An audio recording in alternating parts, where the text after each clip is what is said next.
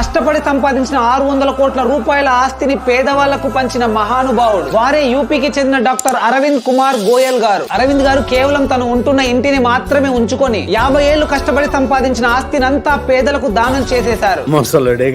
మహానుభావుడు. అరవింద్ గారు is one of the most successful doctors in the city. 25 ఏళ్ల క్రితం అరవింద్ గారు ఒక రోజు ట్రైన్ లో ట్రావెల్ చేస్తున్నప్పుడు వేసుకోవడానికి బట్టలు కూడా లేక చలికి వణికిపోతున్న ఒక పేదవాడిని చూసి అరవింద్ గారు చలించిపోయారట. పేదవాళ్లకు సాయం చేయాలని అరవింద్ గారు ఆ రోజే డిసైడ్ అయ్యారట. ఇక అప్పటి నుంచి వివిధ రాష్ట్రాల్లో అనేక విద్యా సంస్థలను, వృద్ధాశ్రమాలను, ఆసుపత్రులను కట్టించారు. కరోనా టైంలో 50 గ్రామాలను దత్తత తీసుకొని ఫ్రీ ఫుడ్ అండ్ మెడిసిన్ అందించారు. అరవింద్ గారు చేసిన సమాజ సేవకు గాను ఎన్నో సత్కారాలు కూడా అందుకున్నారు. ఉన్నదానిలో కొంత ఇచ్చే వాళ్ళను చూసుంటారు, కానీ తను సంపాదించిందంతా ఇచ్చేసి మానవ సేవే మాధవ సేవగా భావించిన అరవింద్ గారి గురించి మీ అభిప్రాయం ఏంటో ఖచ్చితంగా కామెంట్ చేయండి.